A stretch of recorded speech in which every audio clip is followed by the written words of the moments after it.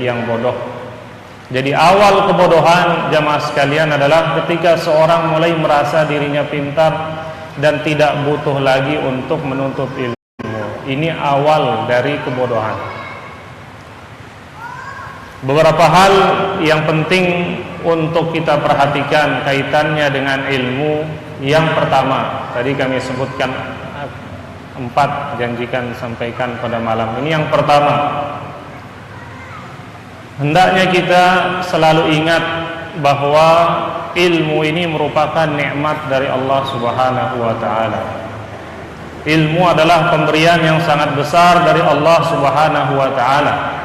Allah berfirman dalam Al-Qur'an, yu'til hikmata man yasha. Dia, Allah, memberikan al-hikmah. Al-hikmah diartikan oleh sebagian ulama kita, di antaranya Ibnu Abbas radhiyallahu anhuma, al-ma'rifah bil Qur'an, pengetahuan tentang Al-Qur'an dan pemahaman tentang agama Allah Subhanahu wa taala. Allah memberikan pemahaman tentang agama mayyasha kepada siapa yang Dia kehendaki.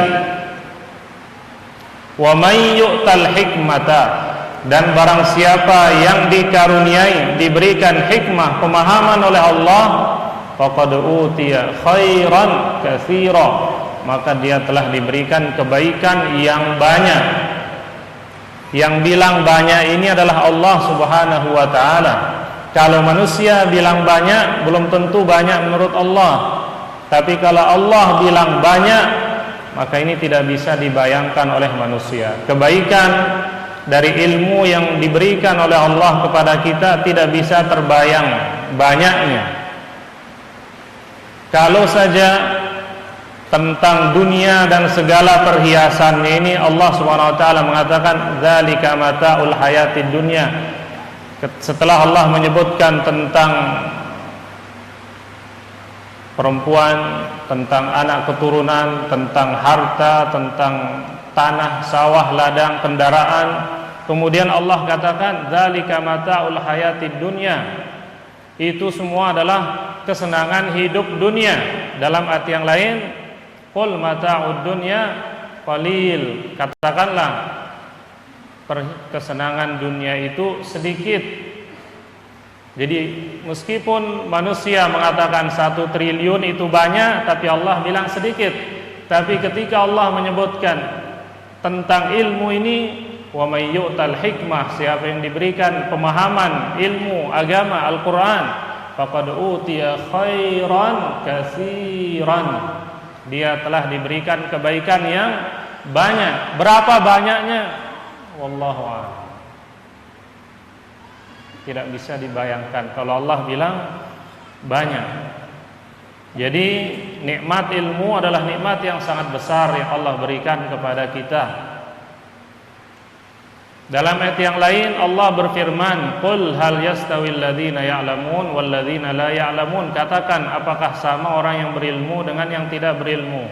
Jawabannya jelas, tentu tidak akan sama di dunia maupun di akhirat. Apakah sama solatnya orang yang berilmu dengan solatnya orang yang tidak berilmu? Tentu tidak akan sama. Apakah sama sedekahnya orang yang berilmu dengan yang tidak berilmu? Itu tidak akan sama. Apakah sama zikirnya orang yang berilmu dengan yang tidak berilmu? Tidak akan sama. Apakah sama doanya orang yang berilmu dengan yang tidak berilmu? Itu tidak akan sama. Baktinya kepada orang tuanya orang yang berilmu dan tidak berilmu, itu tidak akan sama. Qul hal yastawil ladzina ya'lamun wal ladzina la ya'lamun. Contoh sederhana jemaah sekalian tentang ibadah salat. Kaum muslimin dalam melaksanakan salat bertingkat-tingkat. Di antara mereka ada yang salat tapi tidak tahu bacaannya. Di antara kaum muslimin ada yang salat dan tahu bacaannya tapi tidak paham maknanya. Di antara kaum muslimin ada yang sholat dan paham apa yang dia baca tapi tidak dia hayati. Dan ada orang yang sholat, paham apa yang dia ucapkan dan dia hayati. Yang terakhir inilah orang yang berilmu. Apakah sama semua sholatnya? Tentu tidak akan sama di hadapan Allah Subhanahu wa ta'ala. Kapan kita melaksanakan solat seperti yang disabdakan oleh Rasulullah sallallahu alaihi wasallam bahwa orang yang solat adalah sedang bermunajat, berdialog, berbicara dengan Allah Subhanahu wa taala. Kebanyakan solat kita jemaah sekalian yang hafal bacaan solat tidak lebih seperti anak sekolah yang menyetor hafalannya. Subhana rabbiyal a'la, subhana rabbiyal a'la, subhana rabbiyal a'la, Allahu akbar. Seperti itu. Seperti orang yang anak di sekolah, mahasiswa atau sekolah yang menyetorkan bacaannya seolah-olah kita sholat hanya untuk memberitahukan Allah bahwa ya Allah saya hafal Fatihah, saya hafal doa ruku, saya hafal doa sujud. Padahal bukan itu. Tujuan kita sholat munajat. Bagaimana orang berbicara? Bacaan dalam sholat hanya terdiri dari dua macam saja, imma doa atau zikir. Zikir di sini maksudnya pujian. Allahu akbar. Rasakan antum sedang memuji Allah. Subhana rabbiyal a'la. Rasakan antum sedang memuji Allah. Maha suci Rabbku yang maha tinggi. Keluar dari cara sholat anak SD yang menyetor hafalan. Kan gitu biasanya. Subhana rabbiyal a'la, subhana rabbiyal a'la, subhana rabbiyal a'la. Tidak ada ruh, tidak ada sifat munajatnya, bicaranya. Ikhwas sekalian, satu kali antum baca subhana rabbiyal a'la, tapi dihayati itu lebih baik dari 3 kali tapi cepat-cepat. Subhana rabbiyal a'la. Dan itu semua bisa diperbaiki dengan ilmu.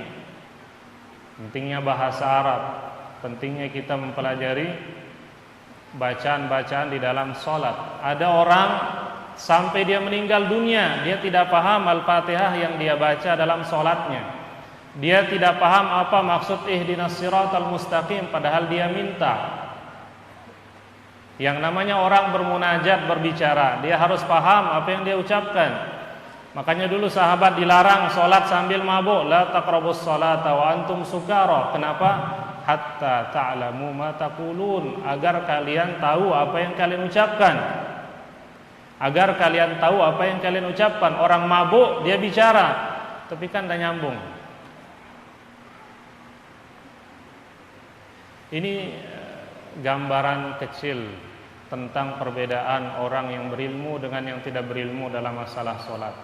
Dalam masalah sedekah, ada orang yang sampai miliaran dia sedekahkan, tapi tidak ada pahala yang didapatkan di akhirat. Kenapa? Karena pahala sedekahnya dia batalkan sendiri.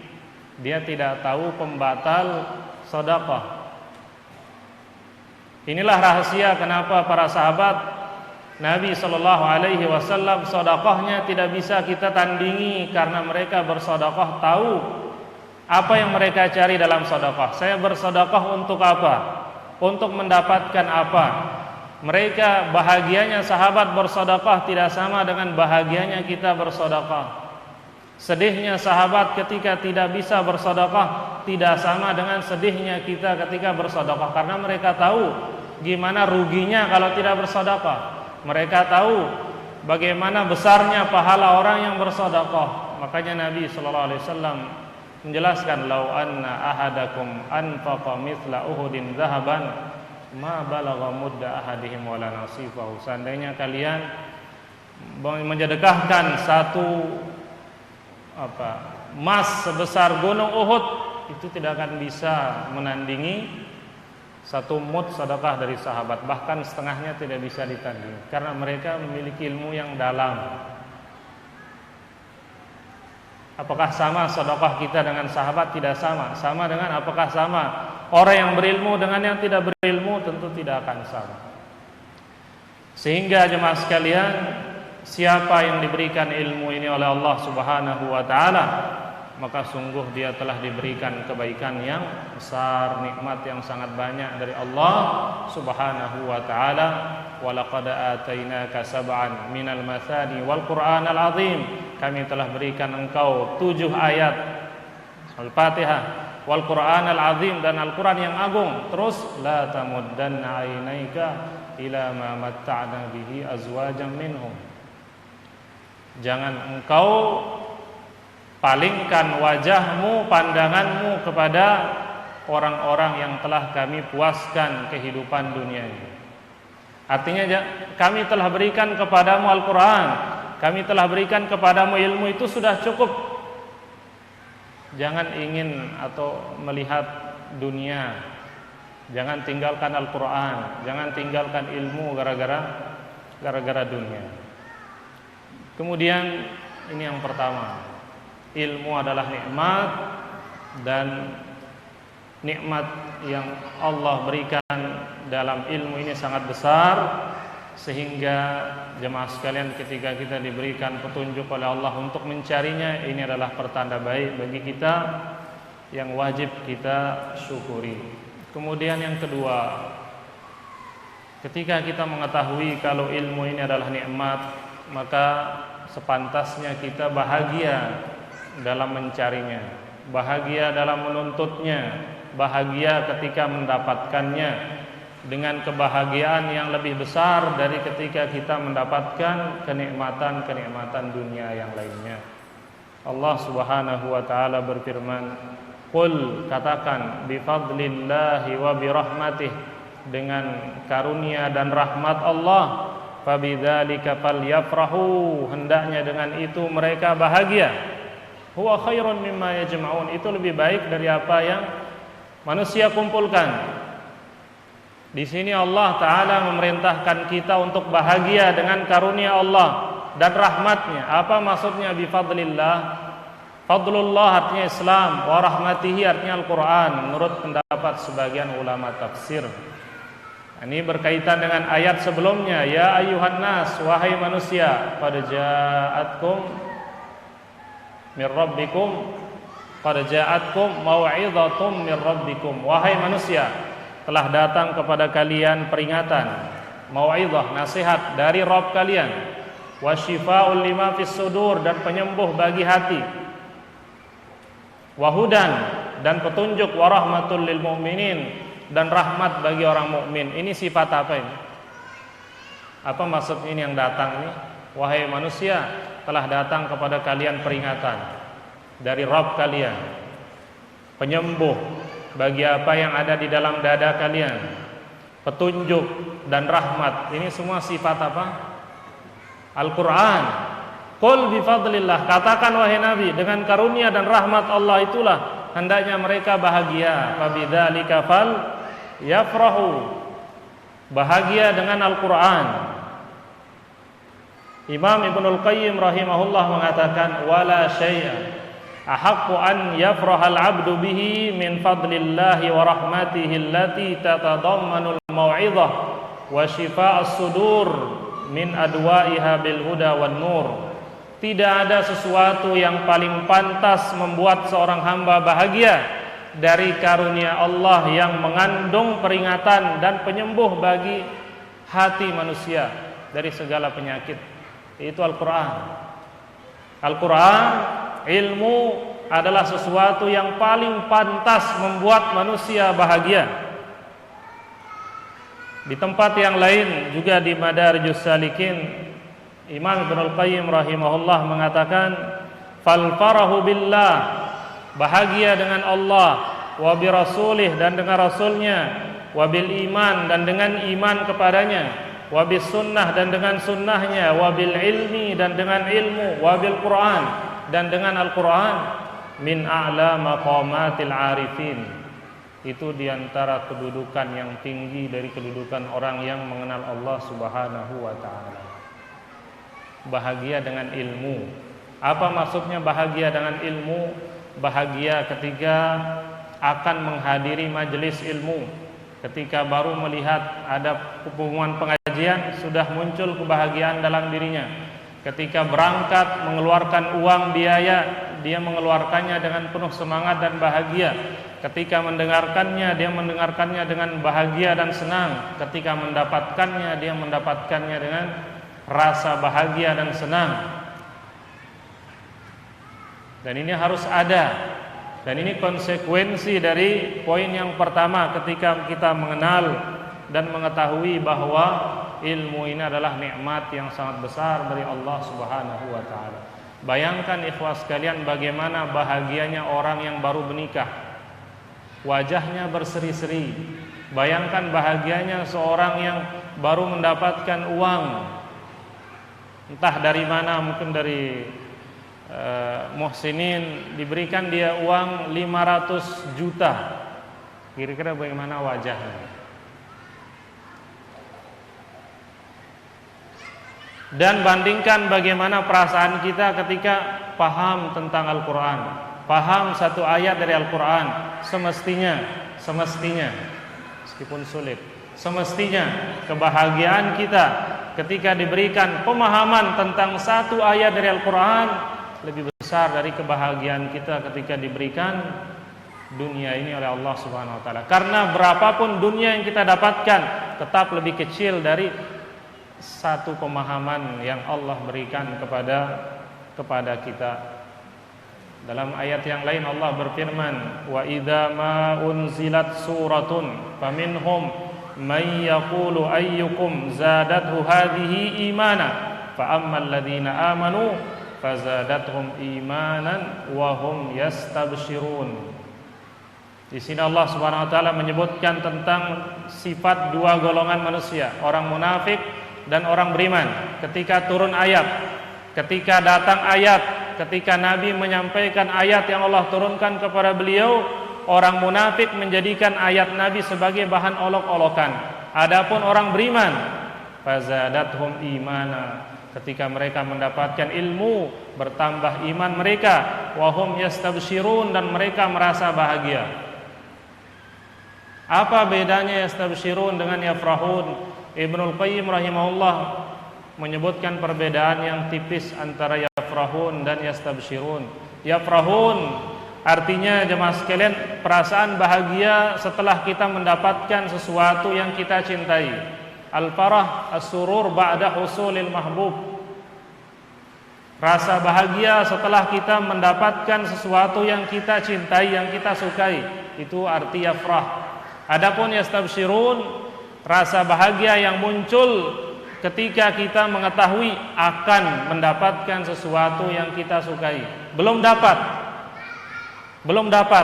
tapi ketika dia tahu besok akan dapat, sudah bahagia hari ini. Seperti orang yang satu pekan akan menikah, kebahagiaannya sudah muncul. Lusa akan kuliah perdana atau besok, kebahagiaannya sudah nampak. Dari wajahnya berseri-seri. Dari kampungnya sudah tidak sabar datang ke Ma'had untuk segera menimba ilmu, mendalami Al-Quran dan Sunnah Rasulullah Sallallahu Alaihi Wasallam. Merasa bahagia, merasa bersyukur dengan ilmu yang kita dapatkan.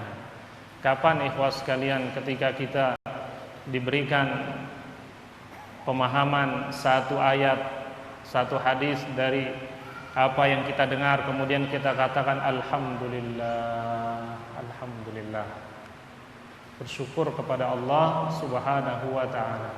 Kemudian kita doakan orang yang menjadi sebab kita meraih ilmu. Semoga Allah Subhanahu wa taala menjaga ustaz fulan dan sebagainya. Ini diantara sebab keberkahan ilmu sebagaimana yang disebutkan oleh sebagian ulama kita. Di antara sebab berkahnya ilmu yang kita dapatkan adalah ketika kita mendapatkannya, kita bersyukur kepada Allah dan berterima kasih kepada orang yang menjadi sebab kita mendapatkan ilmu tersebut. Pengembangan dari masalah ini jemaah sekalian, ketika kita merasa bahagia mendapatkan ilmu, maka sebaliknya ketika ilmu itu terancam tidak kita dapatkan, ada perasaan khawatir, ada perasaan sedih. Ketika orang mendapatkannya dan kita tidak mendapatkannya, ada perasaan huzn. Ini lawan dari al-farah. Al-farah bahagia, al-huzn artinya sedih. Yang namanya sedih pasti menyakitkan. Dari sinilah kemudian jemaah sekalian, para salafus saleh sejak zaman dahulu, karena nikmat yang mereka rasakan ketika meraih ilmu, maka sebaliknya sungguh sangat besar rasa khawatir dan takut mereka jika tidak mendapatkan ilmu atau ketinggalan ilmu. Disebutkan di dalam kitab Manaqib Abi Hanifah dari murid beliau Abu Yusuf rahimahullah, murid dekat dari Imam Abu Hanifah. Abu Yusuf mengatakan, mata ibnul li, anakku meninggal dunia, falam ahdur jihazahu wala dafnahu, namun aku tidak menghadiri prosesi jenazahnya, memandikan, mengkafani, bahkan menguburkannya aku tidak hadir. Wa taraktuhu ala jirani wa aqribai, dan aku tinggalkan urusan jenazahnya kepada tetangga dan keluargaku. Kenapa? Makhafata an yafutani min Abi Hanifah syai'un la tadhhabu hasratuhu anni, karena aku khawatir luput dariku sesuatu dari Abu Hanifah, ilmu dari Abu Hanifah yang penyesalannya tidak akan bisa hilang sampai aku mati. Karena aku khawatir luput dariku ilmu yang disampaikan oleh Abu Hanifah yang bisa menjadi penyesalan seumur hidupku. Jadi hilangnya satu ilmu bisa menyebabkan penyesalan berkepanjangan di hati salafus saleh. Meskipun tentunya yang seperti ini ketika keluarga meninggal,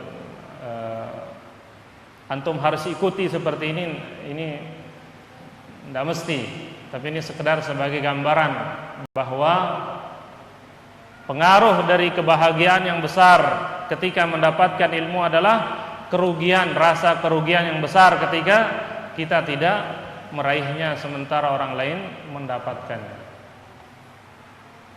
Oleh karenanya kawan sekalian, jangan pernah kita merasa biasa-biasa saja ketika diberikan pemahaman oleh Allah Subhanahu wa taala, karena berapapun ilmu tersebut, kita termasuk mayyasha, orang yang dikehendaki oleh Allah, maka syukuri.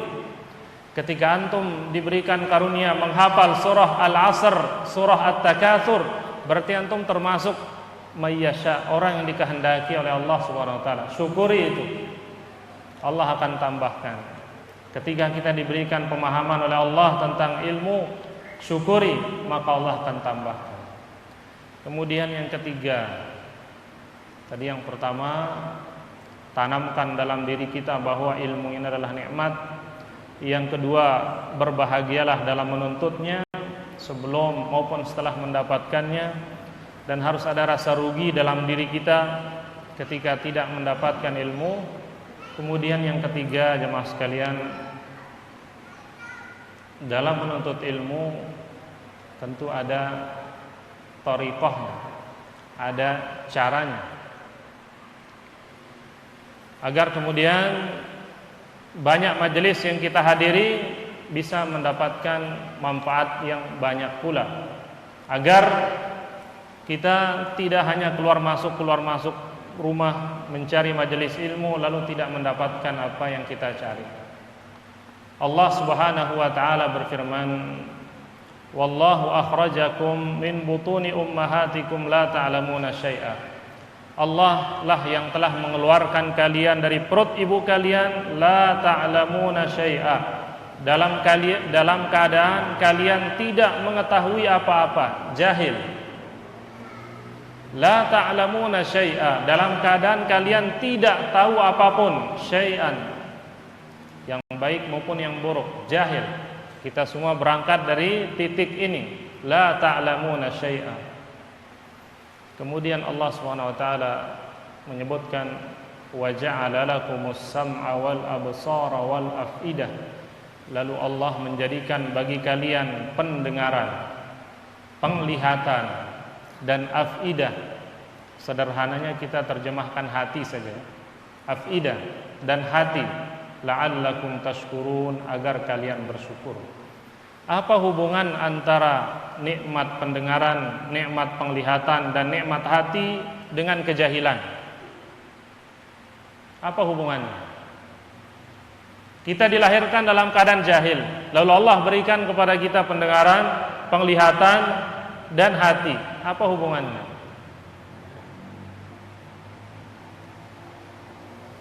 Jadi dengan 3 alat indera ini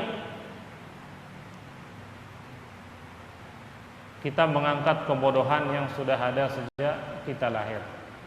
Kebodohan yang ada pada kita angkat dengan pendengaran kita, dengan penglihatan kita, dan dengan hati kita.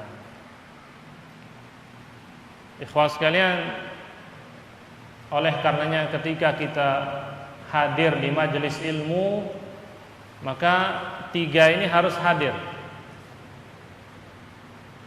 Sebenarnya kaki tidak perlu hadir, dia cuma mengantar yang 3 ini. Di majelis ilmu yang dibutuhkan 3 ini: pendengaran, penglihatan, dan hati.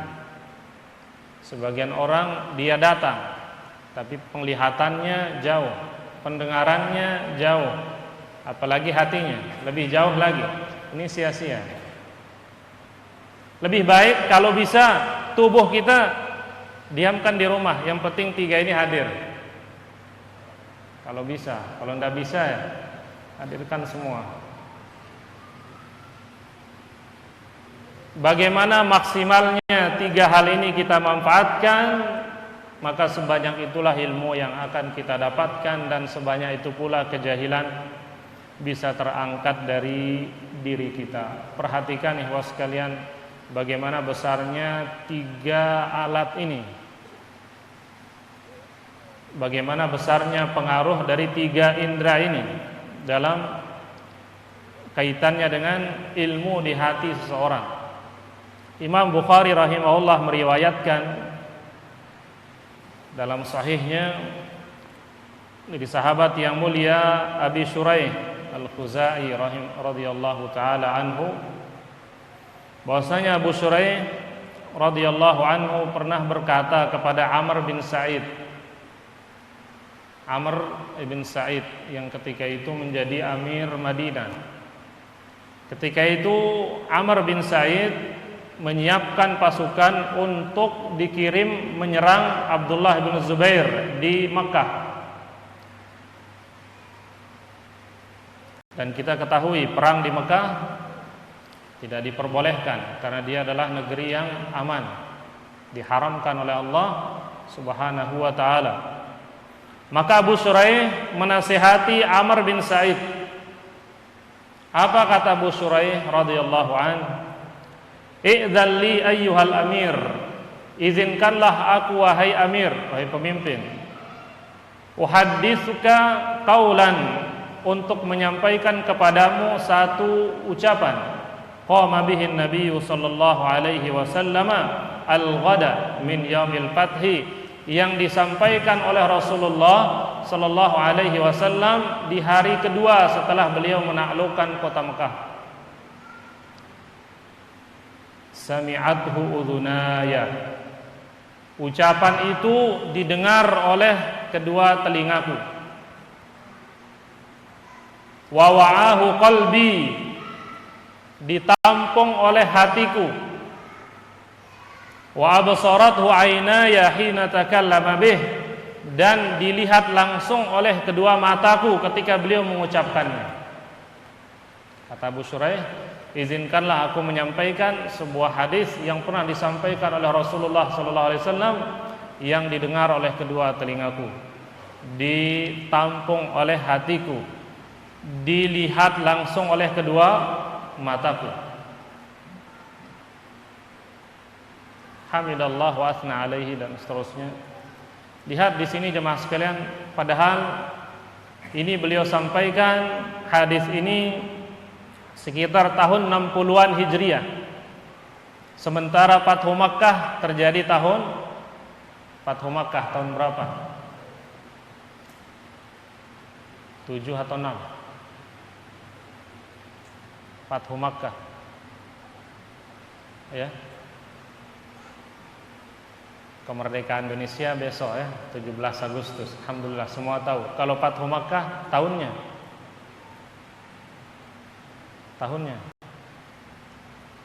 Tahun 7 atau 6? Ya. 8 ya, 8 Hijriah. 8 Hijriah. Ini beliau sampaikan di tahun 60-an Hijriah. Berapa jarak? Bisa 50-an?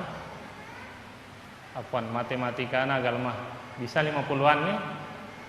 Ya. Masih diingat oleh beliau. Kenapa? Karena ketika Nabi menyampaikan ini semuanya hadir. Didengar oleh telingaku, ditampung oleh hatiku, dan dilihat langsung oleh kedua mataku. Ikhwah sekalian, kita yang hadir di semua majelis, lalu pandangan kita melihat cicak yang ada di dinding, melihat menghitung lampu yang ada di masjid, sedikit-dikit melihat jam, tidak akan konsen, tidak akan dapat. Apalagi kalau pendengarannya tidak jelas, apalagi kalau pikirannya jauh di tempat lain, sia-sia. 3 alat ini adalah alat utama dalam menuntut ilmu. 3-tiganya harus hadir: mata, telinga, dan hati. Dan ikhwah sekalian, tidak mungkin ilmu itu masuk ke dalam hati tanpa melalui mata, tanpa melalui telinga. Karena mata dan telinga merupakan jendela bagi hati kita. Apa yang ada di dalam hati kita, apa yang ada di dalam pikiran kita adalah hasil dari apa yang kita lihat dan apa yang kita dengar. Orang yang sering melihat uang dan menghitungnya, maka yang ada dalam hatinya uang. Yang tiap hari murajaah Al-Quran, yang ada dalam pikirannya Al-Quran. Yang tiap hari dengar sesuatu, berita, kabar, atau nonton TV, yang ada dalam pikirannya televisi. Tidak ada gunanya orang yang nonton sepak bola, kemudian azan, dia sholat, apa yang akan dia pikirkan? Pertandingan tadi, apa yang tadi sudah terjadi, dan kira-kira apa yang akan terjadi. Semua kita akan memikirkan apa yang baru dia dengar dan apa yang baru dia lihat.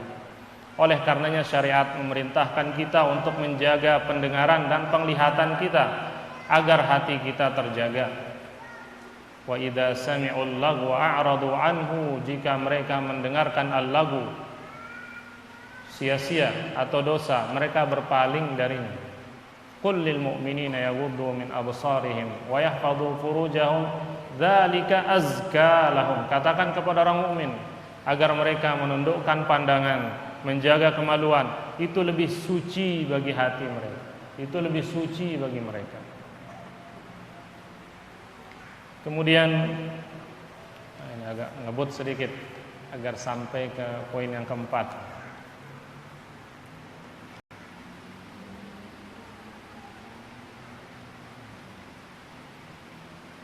Hati jemaah sekalian ibarat wadah bagi ilmu, wi'a.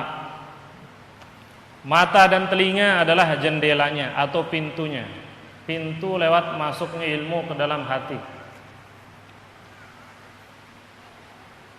Oleh karenanya mata dan telinga harus dibuka ketika menghadiri majelis ilmu. Mata jangan ditutup, bahaya. Apalagi telinga, tidak akan masuk ilmu ke dalam hati. Dan hati yang menampungnya.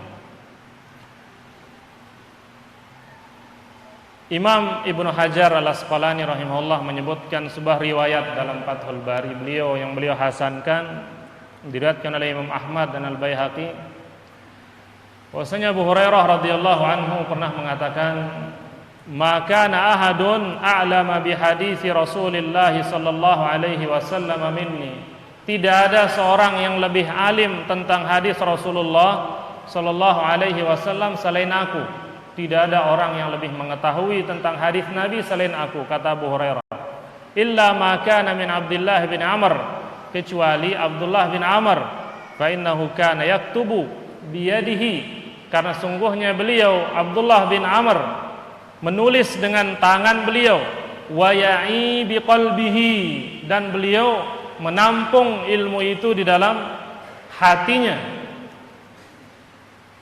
Abdullah bin Amr, apa yang beliau dengar, beliau tulis dan beliau tampung dalam hatinya. Wa kuntu, adapun aku, ai wala aktub, aku langsung tampung di dalam hatiku, wala aktub, dan tidak aku tulis di buku. Jadi di sini penuntut ilmu bisa kita sebutkan sebenarnya ada dua ketika menuntutnya. Yang pertama, yang mendengarkan dan memasukkan ilmu itu ke dalam hatinya dan menulisnya, atau mendengarkan, menulis, kemudian memasukkan ke dalam hatinya.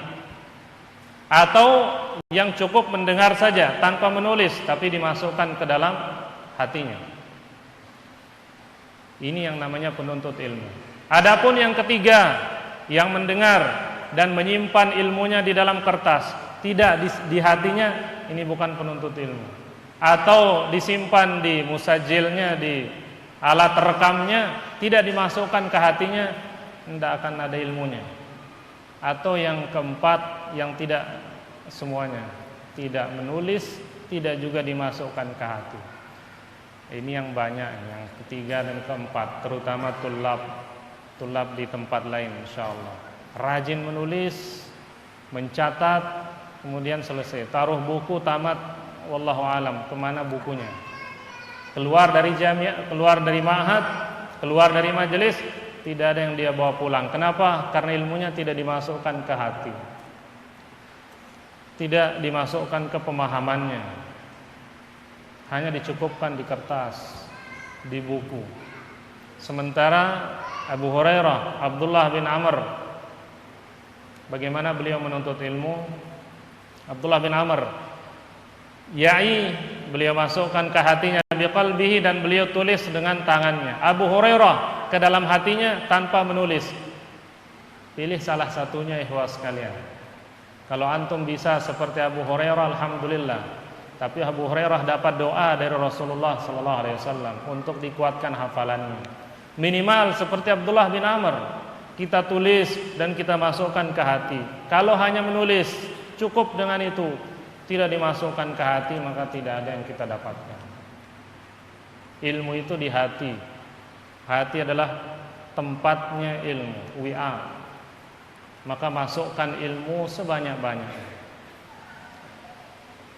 baik dengan cara mendengar maupun dengan cara melihat. Di sini ikhwas sekalian disebutkan lebih dahulu wa ja'ala lakumus sam'a wal absar, pendengaran sebelum penglihatan. Kaitannya dengan materi kita, di awal-awal menuntut ilmu, kita dituntut lebih banyak mendengar dari membaca. Orang yang di awal menuntut ilmunya lebih banyak membaca dari mendengar, kemungkinan salahnya akan lebih banyak. Karena ikhwas sekalian, alat yang kita pakai untuk memahami apa yang kita baca adalah apa yang sudah kita dengar. Hasil dari penjelasan ustadz, hasil dari bimbingan asatidzah, itu yang kita jadikan alat untuk memahami apa yang kita baca. Sehingga orang yang belajarnya langsung hanya dari buku, tanpa bimbingan, kalau bimbingan pastilah telinga, tanpa bimbingan, maka kesalahannya akan lebih banyak dari benarnya. Inilah makna dari perkataan sebagian ulama, man kana syaikhuhu kutubahu kana khata'uhu aktsara min shawabih. Siapa yang syekhnya bukan manusia tapi kitab, salahnya lebih banyak dari benarnya. Ini maksudnya ikhwas sekalian, orang yang dari awal memang tanpa bimbingan. Karena sekali lagi, sebenarnya apa yang kita pahami dari bacaan yang kita baca sebenarnya adalah hasil dari penjelasan, pengembangan dari apa yang pernah kita dengar.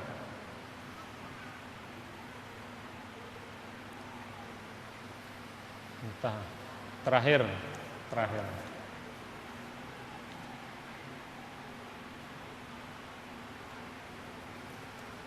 Tadi yang poin ketiga tentang cara menuntut ilmu.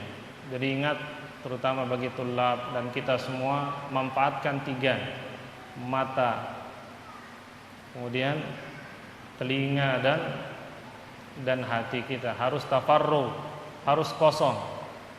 Makanya kalau bisa pernikahan ditunda, tapi kalau pernikahan bisa mengganggu, maka ya mana yang lebih tenang bagi antum dalam menuntut ilmu. Tapi kalau antum bisa memasukkan diri ke dalam golongan al-ulama al-uzzab alladzina atharu al-ilma 'ala zawaj, maka ini untuk sementara lebih bagus.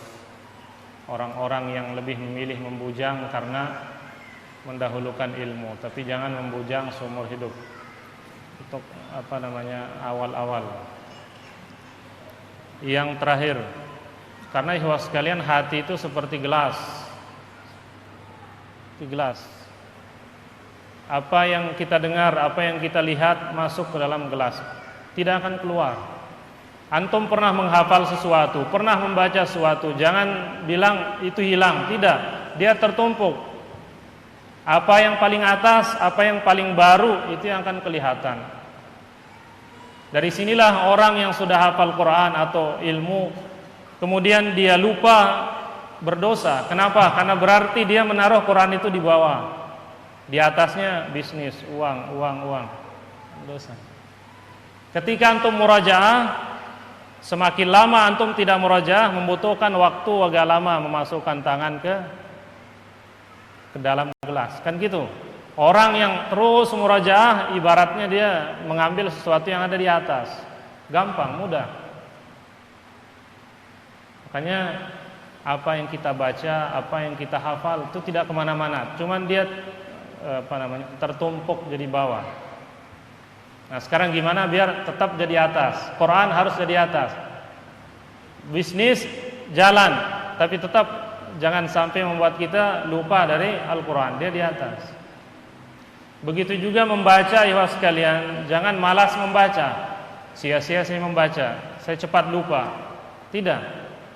Ilmu itu kadang dia seperti buah yang tidak berbuah kalau tidak dikawinkan, seperti salak mungkin ya, deren rekang, harus dikawinkan baru berbuah. Ilmu juga demikian. Kadang ketika antum baca kitab sekarang, antum paham sebabnya apa? Karena antum dulu pernah membaca ilmu yang mirip dengan ini atau membahas dari sisi lain. Antum paham sekarang. Dulu mungkin belum paham, sekarang paham. Karena sudah kawin ilmunya. Banyak hal ya sekalian tanpa kita sadari. Makanya tidak ada yang sia-sia. Baca.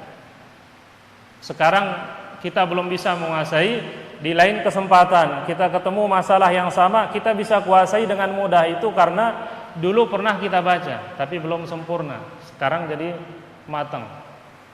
Jadi tidak ada yang sia-sia. Terakhir, dan ini sebenarnya yang paling penting, makanya diletakkan paling terakhir. Tujuan dari semua ini, ikhwah sekalian, kenapa kita menuntut ilmu? Untuk menumbuhkan rasa khasyatullah, rasa takut kita kepada Allah Subhanahu wa taala. Nabi sallallahu alaihi wasallam bersabda, "Inni la'alamuhum billah wa asyadduhum lahu khasyah." Sungguh benar-benar aku ini adalah orang yang paling berilmu di antara mereka dari kalian tentang Allah, dan aku adalah orang yang paling besar rasa takutnya kepada Allah. Ilmu tujuannya, ghayahnya adalah khasyatullah, rasa takut kepada Allah Subhanahu wa taala. Makanya makhluk-makhluk Allah yang berilmu, yang mengenal Allah, semuanya memiliki rasa takut yang besar kepada Allah Subhanahu wa taala. Para rasul, para nabi, alladzina yuballighuna risalatillahi wa yakhshawnahu wala yakhshawna ahadan illallah. Para rasul, mereka adalah orang-orang yang menyampaikan risalah-risalah Allah dan mereka orang-orang yang takut kepada Allah dan tidak takut pada selain Allah. Sifat para rasul. Para malaikat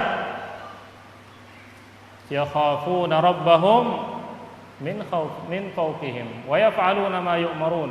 Para malaikat mereka takut kepada Rabb mereka dan mereka mengerjakan apa yang diperintahkan kepada mereka. Karena mereka takut kepada Allah, malaikat selalu mengerjakan apa yang diperintahkan oleh Allah Subhanahu wa ta'ala. Begitu juga para ulama, innama yakhsyallaha min ibadihil ulama. Yang takut kepada Allah dari hamba-hambanya hanyalah para ulama. Oleh karenanya ikhwas sekalian, semakin bertambah ilmu kita, maka hendaknya membuat semakin kita takut kepada Allah Subhanahu wa ta'ala. Semakin bertambah ilmu kita, maka membuat kita semakin berbakti kepada orang tua kita. Semakin bertambah ilmu, semakin hati-hati kita dalam berbicara. Semakin bertambah ilmu, akan semakin hati-hati kita dalam memilih rezeki yang masuk ke dalam perut kita. Semakin banyak ilmu, semakin hati-hati kita dalam berbicara tentang hukum Allah. Semakin banyak ilmu, semakin takut kita berfatwa. Semakin banyak ilmu, semakin takut kita husnudzan. Semakin takut kita suudzan, berprasangka buruk kepada orang lain. Semakin banyak ilmu, semakin takut kita, semakin hati-hati kita untuk cepat menuduh, memvonis orang, dan seterusnya. Ukuran banyak sedikitnya ilmu seseorang, ikhwas sekalian, dilihat dari ketakutannya kepada Allah Subhanahu wa taala. Kita yang hadir di masjid ini, yang paling berilmu adalah yang paling besar rasa takutnya kepada Allah. Bukan yang paling pintar baca kitabnya, bukan yang paling banyak hafalan Al-Qur'annya, yang paling banyak hafalan hadisnya, tapi yang paling berilmu di antara kita yang hadir ini, ikhwas sekalian, yang paling besar rasa takutnya kepada Allah Subhanahu wa taala, dan itu kita tidak mengetahuinya siapa di antara kita. Tapi hendaknya kita berusaha terus menuntut ilmu. Tujuannya adalah ini, untuk menumbuhkan rasa takut kita kepada Allah Subhanahu wa taala. Al-Fudail bin Iyad rahimahullah mengatakan, innamal faqih, orang yang faqih, yang berilmu, alladzi antaqathul khasyah. Orang berilmu itu orang yang berbicara karena takut kepada Allah. Wa askatathul khasyah, dan orang yang diam karena takut kepada Allah. Wa in qala bil kitabi was sunnah, kalau dia berbicara dengan Al-Qur'an dan sunnah. Wa in sakata, kalau dia diam, sakata bil kitabi was sunnah, dia diam juga karena alasan Al-Qur'an dan sunnah. Wa in istabaha alaihi syai'un waqafa indahu wa raddahu ila alimih, dan jika dia tidak mengetahui atau samar padanya hukum sesuatu, maka dia berhenti dan mengembalikan urusan itu kepada ahlinya. Oleh karenanya, ikhwas sekalian, bagaimanapun banyaknya ilmu kita, kalau rasa takut ini tidak ada, maka sebenarnya kita adalah orang-orang jahil, kita adalah orang-orang yang bodoh. Kami tutup dengan ayat Al-Quran, firman Allah Subhanahu wa ta'ala tentang Nabi Yusuf alaihissalam. Qala rabbis sijnu ahabbu ilayya mimma yad'unani ilaih. Wahai Rabbku, penjara lebih aku sukai dari apa yang mereka ajakkan kepadaku, wanita-wanita Mesir ini. Wa illa tasrif anni kaidahun, jika engkau tidak memalingkan aku dari tipu daya mereka, asbu ilaihinna wa akun minal jahilin, aku akan mengikuti kemauan mereka dan aku akan termasuk orang yang jahil. Kalau aku mengikuti kemauan mereka, maka aku akan termasuk orang yang bodoh, orang yang jahil. Wallahu ta'ala a'la wa a'lam. Semoga bermanfaat. Na'tadirukum 'alal italah. Subhanakallahumma wa bihamdika asyhadu an la ilaha illa anta astaghfiruka wa atubu ilaik. Assalamualaikum warahmatullahi wabarakatuh.